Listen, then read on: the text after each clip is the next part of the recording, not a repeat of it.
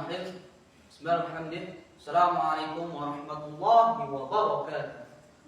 Kami dari kelompok 4 akan mempresentasikan hasil diskusi kami. Tapi sebelum itu, mari kita sama-sama buka dengan melafazkan basmalah. Bismillahirrahmanirrahim. Selanjutnya saya akan serahkan pada pemateri pertama, kepadanya saya persilahkan. Bismillahirrahmanirrahim. Assalamualaikum warahmatullahi wabarakatuh. Nama saya Siti Nurdiana. Di sini saya akan menjelaskan tentang pengertian modul ajar.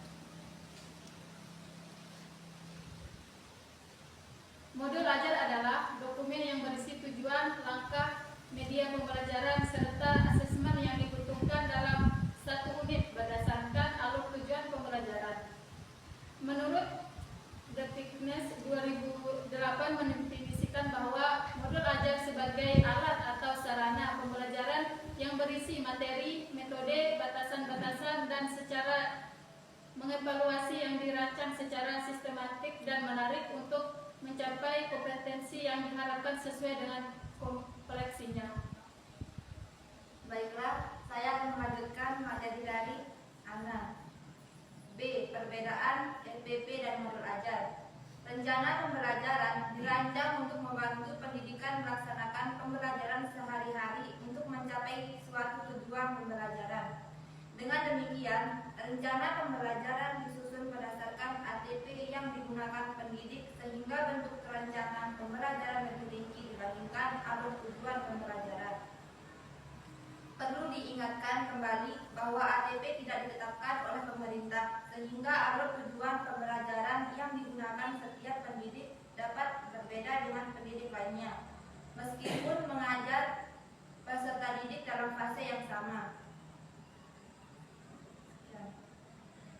Baik, saya akan melanjutkan materi dari teman saya, yaitu perbandingan LPP dengan modul ajar. Yaitu ada dua, yang pertama komponen minimal LPP, yang kedua komponen minimal modul ajar.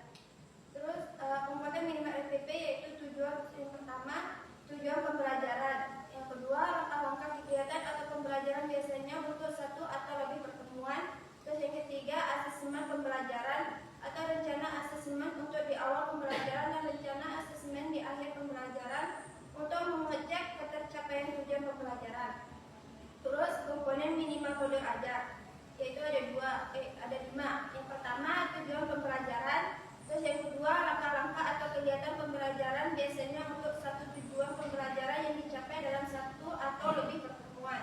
Yang ketiga rencana asesmen untuk di awal pembelajaran beserta instrumen dan cara penilaiannya.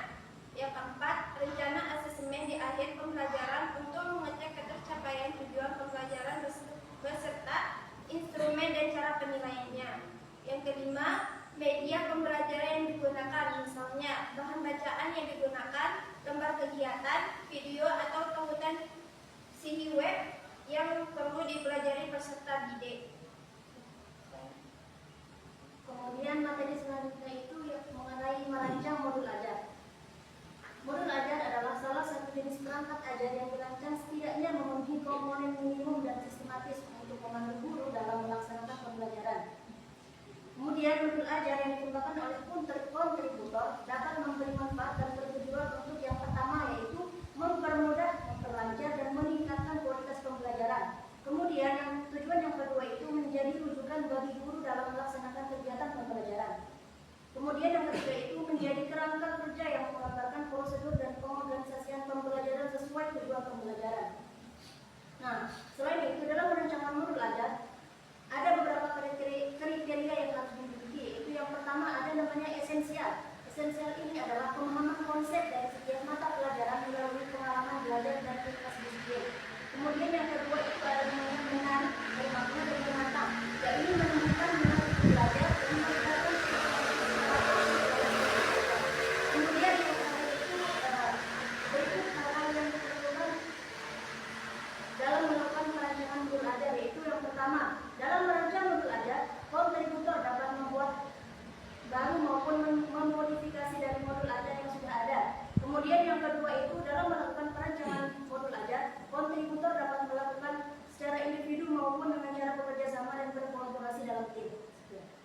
Baik, saya akan melanjutkan strategi pengembangan modul ajar. Pembaruan terjadi di sebagian besar sekolah Indonesia yang mengupgrade sistem pembelajaran, yaitu kurikulum merdeka yang telah disosialisasikan secara merata. Tujuan pengembangan modul ajar menurut panduan pembelajaran dan asesmen adalah untuk memperkaya perangkat pembelajaran yang dapat memandu guru untuk melaksanakan pembelajaran. Kelas tertutup dan terbuka.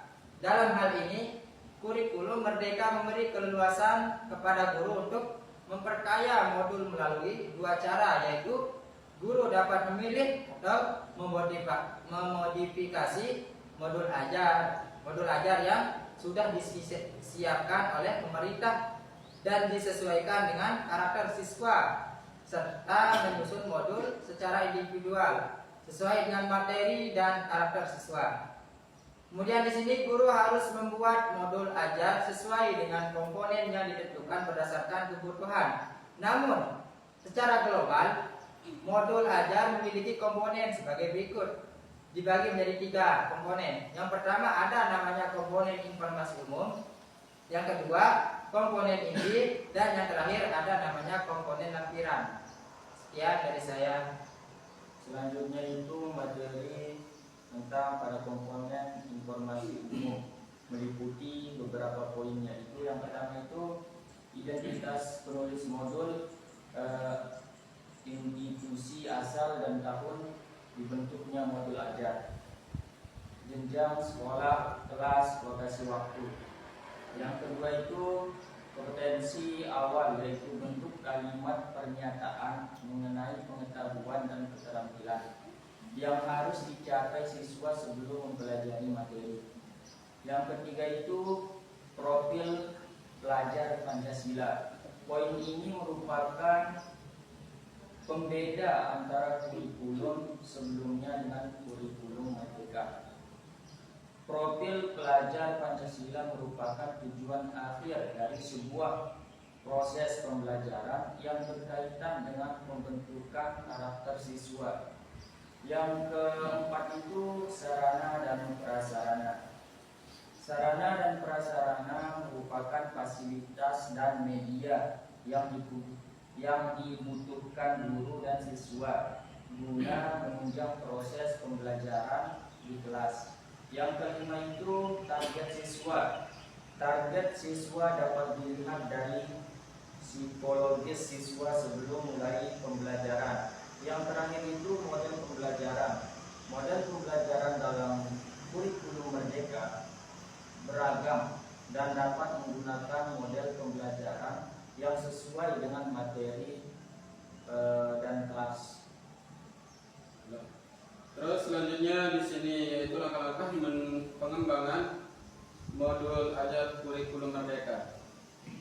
Terdapat langkah-langkah mengembangkan modul ajar pada kurikulum merdeka. Di sini terdapat beberapa langkah-langkah di antaranya. Yang pertama yaitu melakukan analisis. Melakukan analisis pada siswa, guru, dan satuan pendidikan mengenai kondisi dan kebutuhan pada siswa. Pada tahap ini, guru dapat mengidentifikasi masalah yang muncul dalam pembelajaran. Guru dapat menganalisis kondisi dan kebutuhan siswa dalam pembelajaran sehingga modul ajar yang didesain akurat dengan masalah yang ada dalam pembelajaran.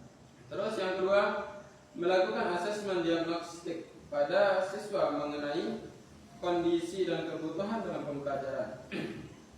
Pada tahap ini, guru mengidentifikasi kesiapan siswa sebelum belajar. Guru melakukan asesmen ini secara spesifik untuk mengidentifikasi kompetensi, kekuatan, dan kelemahan siswa.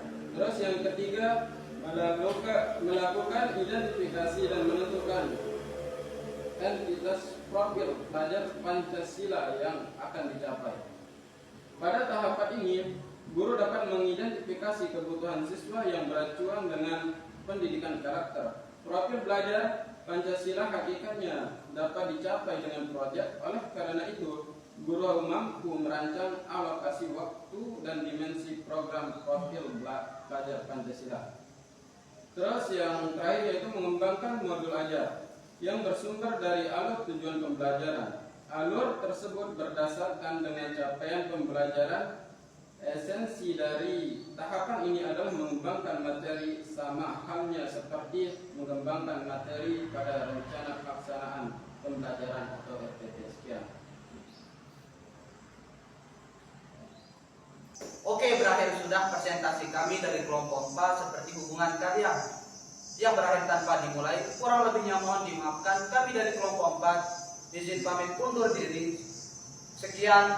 Assalamualaikum warahmatullahi wabarakatuh.